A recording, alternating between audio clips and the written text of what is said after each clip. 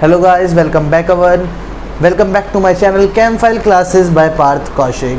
तो आइए आज एक बार फिर से लेके आ गया हूँ आपके साथ चैप्टर 5 सरफेस केमिस्ट्री की एक नई वीडियो, जिसमें कि हम लोग देखेंगे what are the factors on which rate of absorption depends. अब आप ये कहते होंगे ये वाली वीडियो हमने पहले भी डाल दी है, जो कि बात बिल्कुल सही है। इस वीडियो को हम लोग इसके, क्योंकि इस क्वेश्चन के, ये जो कि बहुत इंपॉर्टेंट क्वेश्चन है, इसके बहुत ज़्यादा इफ़ेक्ट्स हैं, डिपेंड करता है rate of factor of absorption. तो इसलिए हमने जो लास्ट वीडियो थी वो थी पार्ट 3, और इस वाली वीडियो को हम देंगे नाम पार्ट 4, या फिर आपको डिस्क्रिप्शन में मिल जाएगा पार्ट 3 रोमन 2, क्योंकि factors affecting the rate of absorption बहुत ही लंबा टॉपिक बन रहा था, जिसमें कि हमारे 6 डिफेक्ट्स आ गए थे, 6 रेट ऑफ एब्जॉर्प्शन को डिपेंड करने वाली चीज़ें फैक्टर्स आ गए थे। इस वजह से इसलिए मैंने 5th और 6th पॉइंट, जो कि इम्पॉर्टेंट वन है, कौन से हैं, मोस्ट इम्पॉर्टेंट है भैया, उनके लिए सेपरेट वीडियो बना दी, जिसको मैं या तो नाम दे दूंगा पार्ट 4 या फिर दे दूंगा पार्ट 3 का पार्ट 2। अच्छा, इतनी बात आपको समझ में आ गई होगी। तो चलिए शुरू करते हैं अपनी वीडियो को। तो नमस्कार दोस्तों, आप देख रहे हैं मेरा यूट्यूब चैनल कैमफाइल क्लासेस। तो चलिए शुरू करते हैं। इफेक्ट ऑफ टेम्परेचर 5वां फैक्टर है जो कि अफेक्ट करता है रेट ऑफ एब्जॉर्प्शन को। इफेक्ट ऑफ टेम्परेचर, तो ये डिपेंड किस में करता है? It must depend on the nature of process, कि जो प्रोसेस हो रहा है। टेम्परेचर आपको पता है, टेम्परेचर 2 प्रकार के होते हैं, एंडोथर्मिक, एक्सोथर्मिक। अच्छा जी, अब इसके बाद आप लोग समझ पाते होंगे, it must depend upon the nature of the process मतलब या तो एक्सोथर्मिक रिएक्शन होगी या एंडोथर्मिक रिएक्शन होगी, वो हमारे प्रोसेसेस हो जाएंगे। तो ये डिपेंड करता है। एंडोथर्मिक में क्या होता है? Here the temperature is less. अच्छा, एंडोथर्मिक क्या होता है? ठंड वाला, मतलब कोल्ड। और ये कौन सा होता है? डेल्टा इवोल्यूशन वाला। डेल्टा क्या होता है? हीट होती है भैया। तो फिर क्या है? Here the temperature is low, so on increasing the rate of absorption, will increase. क्या होगा? जब टेम्परेचर में गिरावट आएगी तो रेट ऑफ एब्जॉर्प्शन को इंक्रीज कर देगा। अच्छा, बात समझ में आ गई। एंडोथर्मिक मतलब कोल्ड मतलब कम टेम्परेचर होगा तो इंक्रीज कर देगा। क्या कर देगा? इंक्रीज, रेट ऑफ एब्जॉर्प्शन को इंक्रीज कर देगा। अच्छा, फिर दूसरी बात आती है एक्सोथर्मिक प्रोसेस। एक्सोथर्मिक प्रोसेस क्या होता है? हीट मतलब गरम होगा। अच्छा जी, गरम होगा। तो भैया बात क्लियर हो गई। गरम होगा तो क्या होगा? हेयर द टेम्परेचर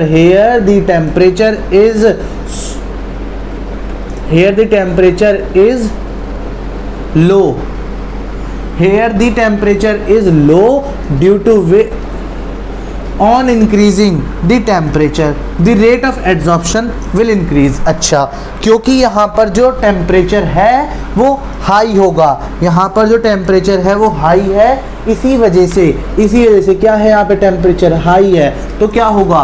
तो ये on increasing the temperature the rate of absorption is increased. अच्छा, कैसे? यहाँ पर हमने टेम्परेचर लो था, किसमें? एंडोथर्मिक में भैया। एंडो में क्या था? हमारा जो टेम्परेचर था वो क्या था? लेस था, मतलब लो था। तो उसने क्या करा? इंक्रीज कर दिया रेट ऑफ एब्जॉर्प्शन को। क्या करा? एब्जॉर्प्शन को इंक्रीज कर दिया। अब यहाँ पे क्या है? एक्सोथर्मिक में क्या है? यहाँ पे टेम्परेचर हाई है मतलब बड़ा हुआ है, ठीक है, टेम्परेचर हाई है। तो ऑन इंक्रीजिंग द टेम्परेचर, जब टेम्परेचर हमने इंक्रीज करा तो एब्जॉर्प्शन, जो रेट ऑफ एब्जॉर्प्शन होगा वो इंक्रीज कर जाएगा। आपको बात क्लियर हो गई होगी, बात समझ में आ गई होगी कि एंडोथर्मिक मतलब ठंडा है, टेम्परेचर गिरा हुआ है, एब्जॉर्प्शन बढ़ जाएगा, rate of absorption. Exothermic, temperature को हम इंक्रीज कर रहे हैं, टेम्परेचर को बढ़ा रहे हैं, तो क्या होगा? रेट ऑफ एब्जॉर्प्शन इंक्रीज हो जाएगा। होप आपको बात क्लियर हो गई होगी। फैक्टर अफेक्टिंग में 5वां पॉइंट क्या है effect of temperature adsorption, rate of adsorption को जो इफेक्ट करता है क्या होगा, एंडोथर्मिक एक्सोथर्मिक में कन्वर्ट, एंडोथर्मिक में क्या होगा आपको बता दिया, एक्सोथर्मिक में क्या होगा आपको बता दिया।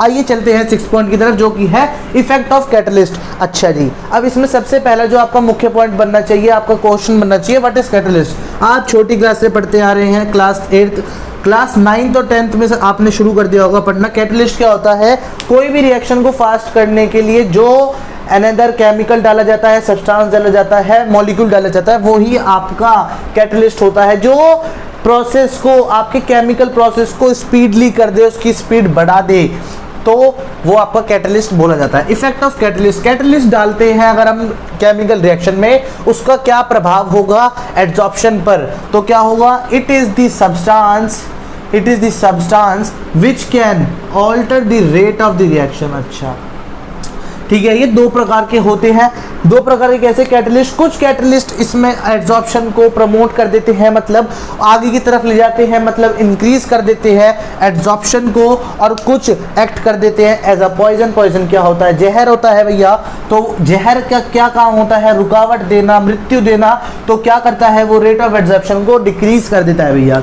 तो पहले प्रमोट्स का देखते हैं, it is a catalyst which can increase the rate of adsorption in the reaction, ये आपको बता दिया। एग्जाम्पल क्या है, सबसे इंपॉर्टेंट एग्जाम्पल होता है, 1 नंबर का क्वेश्चन आए तो भी एग्जाम्पल लिख देना, क्या होगा V2O5 इन कॉन्टैक्ट। ठीक है, V2O5 का कॉन्टैक्ट होगा जब अगर प्रोसेस में, तो उसकी इक्वेशन क्या होगी, SO2 plus O2।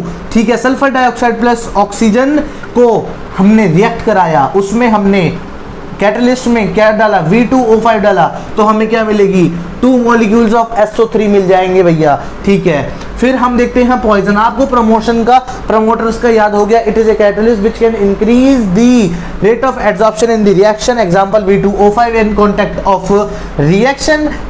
Chemical equation क्या हो जाएगी, SO2 प्लस ऑक्सीजन, दे के तीर के ऊपर लिख देंगे V2O5, निकलेगा क्या होगा, वो मुद्दा होगा भैया 2SO3, 2 molecules of SO3 gas. अच्छा, बात इतनी समझ में आ गई। फिर उसके बाद क्या होगा, पॉइजन होगा। It is a catalyst, it is a type of catalyst which can decreases the rate of reaction. आपको बिना नोट करे, बिना आपको अंडरलाइन कराए भी मैंने स्टार्टिंग में यही बताया था, पॉइजन मतलब जहर, जहर आपको किसी चीज को मृत्यु देगा। मृत्यु देने का अर्थ यहाँ पर क्या बनेगा कि वो एड्सॉर्प्शन को लेस करेगा रिएक्शन के अंदर। एग्जाम्पल क्या होगा, acetylene in the decomposition of H2O2, H2O2 के डिकम्पोजिशन में एसिटिलीन डाला जाता है। तो आप पूछेंगे भैया इक्वेशन क्या बनी, इक्वेशन बनेगी बहुत मजेदार, H2O2 के 2 मॉलिक्यूल्स ले लेंगे, तीर मारेंगे, तीर के ऊपर क्या लिखेंगे, एसिटिलीन, और आपका क्या होगा, क्या मिल जाएगा आपको, 2 मॉलिक्यूल्स H2 के और 1 मॉलिक्यूल्स ऑक्सीजन का। तो आपका ये टॉपिक हो जाएगा बिल्कुल क्रिस्टल क्लियर, जिसमें कि हमने 6 फैक्टर्स पढ़ लिए जो कि डिपेंड होते हैं, और वो जो फैक्टर हमें प्रभाव देते हैं रेट ऑफ एड्सॉर्प्शन को, क्या क्या हो जाएंगे आपको पार्ट 3 में, और कहूँ पार्ट 3 के पार्ट 2 में क्लैरिफाई कर दिया पूरी अच्छी तरीके से। वीडियो पसंद आ रही है तो लाइक कर दीजिए, चैनल को जाके सब्सक्राइब कर दीजिए, बेल आइकन पे कर दीजिए क्लिक, और उसका ऑल बटन दबा दीजिएगा। अब सबसे इंपॉर्टेंट बात इस क्वेश्चन में आप बोलेंगे कि ये इतना इंपॉर्टेंट क्वेश्चन बना क्यों। भैया क्वेश्चन को इंपॉर्टेंट बनाते हैं उसके आने वाले साल, क्यों और कितने सालों में आया ये देख लीजिए। 2003 में आया, 2005 में आया, 2007 में आया, ठीक है, फिर उसका 2013 में आया, 2016 में आया, 16 की कंपार्टमेंट में आया है, और 2018 की कंपार्टमेंट में आया है।